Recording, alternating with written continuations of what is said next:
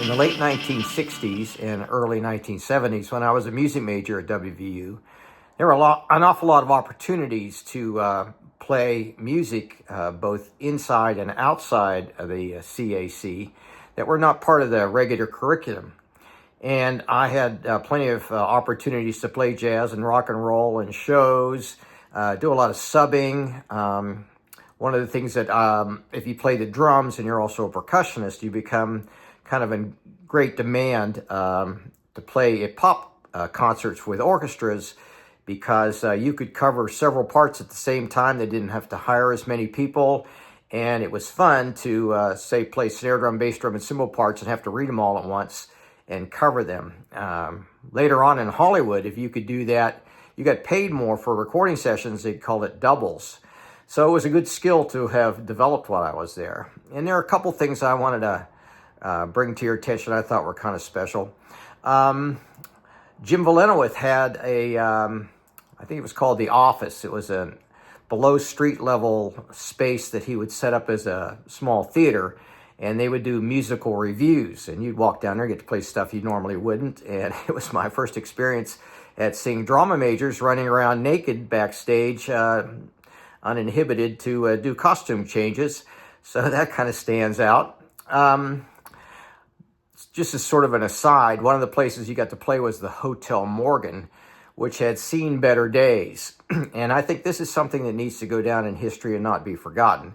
The Hotel Morgan had a big sign at the top up on the roof. And as it got older, the letters started going out. And so the first one went out was the L, and then the E, and finally the M. So for miles around, it broadcast Hot Oregon. It was one of those things you'd always wanted to see, but what were the chances of it ever happening? Now, inside the Creative Arts Center, there are a couple groups I played with that I want to mention. And one was the Pep Band that played for the basketball games. And Doc Miltenberger was the, I think the description maybe officially was faculty advisor. And I would say zookeeper would be another good title for him. And he was a fun guy. He would do little arrangements, comedy arrangements for us to do. One was Three Blind Mice that we'd play when the officials would make a call that we didn't agree with. They would set me up on the drums underneath the one of the baskets, and when the opposing team came down and had to shoot foul shots, I would just go crazy on the drums to try to make a distraction. In fact, at one game, they came up and asked me not to do it anymore. But the most memorable part was when we got to go play in New York City. There was the NIT tournament, and the basketball team was part of that. And so we got to play in Madison Square Garden. And apparently we did a pretty good job, because I think in Sports Illustrated, they actually mentioned the band in their coverage of that event. Another group that I will never forget playing with was the WVU Jazz Trombone Ensemble that Dick Powell put together. This photograph was taken after my time there, but I wanted you to see what the group looked like. They played amazing arrangements that were done at the time by Bob Hamrick, who now plays with the Pittsburgh Symphony. And he was a great jazz trombone player and an arranger. Later on, when I went to Los Angeles, I had the privilege of playing a couple concerts with the now legendary trombonist Bill Watrous, whose technical skills on the trombone were unmatched at the time. But I felt his jazz improvisations were not as good as Bob Hamrick's, which goes to show you the level of talent of students they had at WVU. One thing developed that I think is part of the history of what was going on in music at the time was a trio, J.P. Morgan on keyboards, John Rathbone on bass, and me on drums, that formed the nexus of a group that would become Stone Freight. We were pretty versatile. We could play straight-ahead jazz, top 40 rock and roll, and eventually evolved into a very creative, progressive rock and roll ensemble. Of course, we listened to everything. I had a pretty good stereo system, and so groups of music majors used to get together in my little trailer and listen for hours. The Goldberg Variations, Miles Davis's Bitches Brew, Frank Zappa, the Beatles, and so forth and so on. One of my favorite memories was sitting there listening for maybe a half an hour and no one saying anything. I've never experienced anything like that again. Now, one memorable gig we played was for a fraternity party social. Everybody was in tuxes and formal dresses. And right in the middle of it, the back doors opened up and these very hip-looking people walked in that certainly didn't belong there and seemed to be enjoying listening to us. And then we got a note that said, Stevie Wonder would like to sit in with your band. And we were stunned, but of course agreed right away. And he came up, actually wanted to play the drums, so I moved over on congas, and we played a couple numbers together, and it was something. Of course, the crowd went crazy. After that, they invited us up to Fairmont, where they were doing a concert in the National Guard Armory, and we got backstage passes and hung out with them.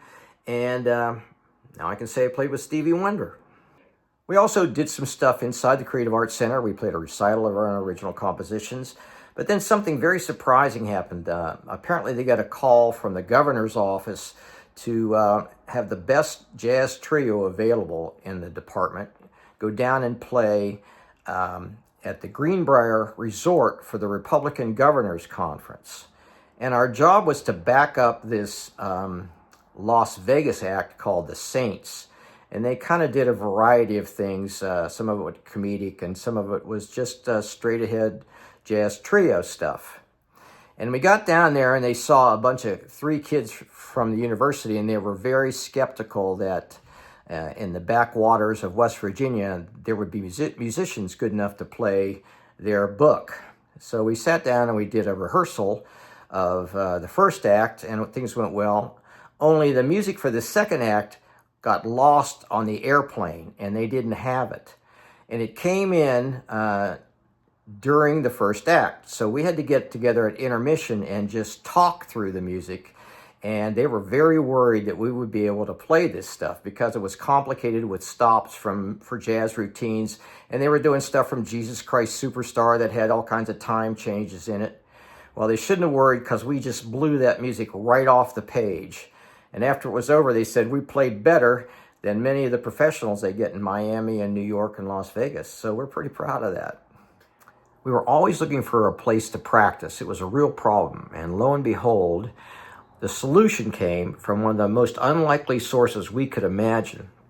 I was teaching a beginning percussion class as a graduate assistant. And one of my students came in. It was an older gentleman, very clean cut. And I had this big afro and wondered what he was going to think of me. And it turned out he was a retired major from the Marine Corps, Major Donald Peterson Young. He went by Pete, and he was this really great guy. He'd always wanted to get a major in music on his alto sax. And he made friends with us right away. It turns out Pete had bought these 2 cabins out in the sticks beyond Cheat Lake, up this dirt road in this holler. In a strange area, there was a Holy Roller church down the road, and there was a creek running through his property, and there was a bridge we had to cross to get to the cabin. But we went over there and set up and stayed there all summer and practiced every single day. Now, we were very fortunate at the time to recruit Tommy Schultz, who was truly a gifted rock and roll guitar player. I think any band across the country would have been happy to have him, and we were certainly blessed by that. And we were in heaven being able to play anything we want, rehearse, be as creative as we wanted to be. We wrote original music. Here's a picture of JP and I composing. And together we were able to create some really forward-thinking original compositions. We would do a lot of free-form improvisation, just sit down and play whatever came to us and sort of interact with each other in the craziest way. And on a break, we heard a knock on the door, and this little girl came up and said, "My mama wants to know if you'll play some more of that there outer space music." Apparently the music went right up this holler to somebody's cabin. We practiced for hours every single night, and people would come watch us. Now, some of these people we didn't know. We had just assumed that they were friends of somebody else, and they'd end up spending the night and then moving on. We'd never see them again. Well, it turns out without us knowing it, we became this sort of underground place to stay for people who were traveling across the country, kind of like going on their way to Woodstock or somewhere. And we were part of this network without us knowing it. I think in all that time, we ended up playing 3 gigs, and we had this huge amount of material. Probably the pinnacle of the whole thing was a concert outside the Student Union at WVU. And by all accounts, it was something to hear.